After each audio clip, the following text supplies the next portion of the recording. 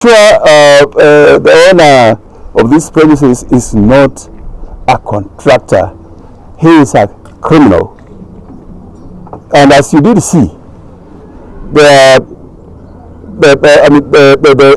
items here purely belongs to Kenya Power Lighting Company. And they are marked as such.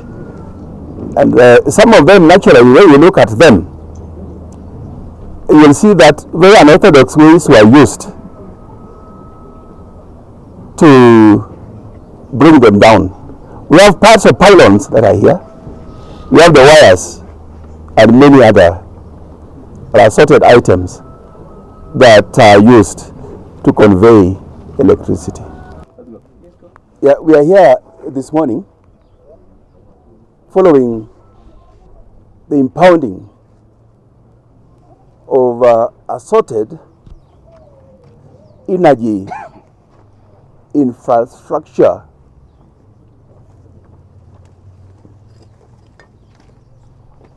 instruments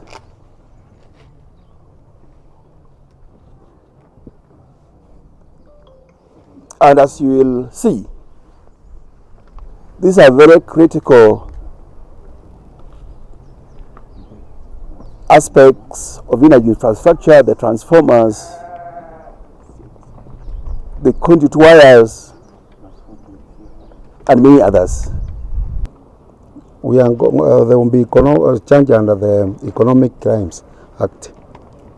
Currently, like you have? For now, we have already arrested one suspect, and we are also looking for the others.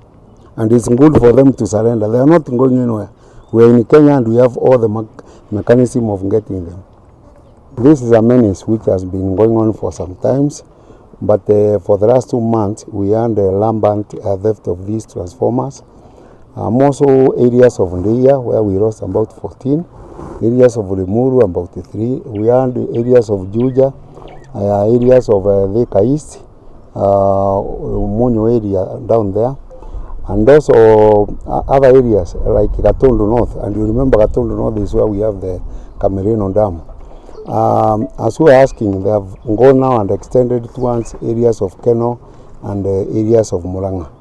But for Kiambu County, those are the most areas which are affected, and we have been following this matter for quite some time. We have agreed as CSIC, if we find you up the KPLC tower or post, and you are not a member of KPLC staff, then I think we will deal with you ruthlessly. We won't spare you, because you are not also sparing Kenyans.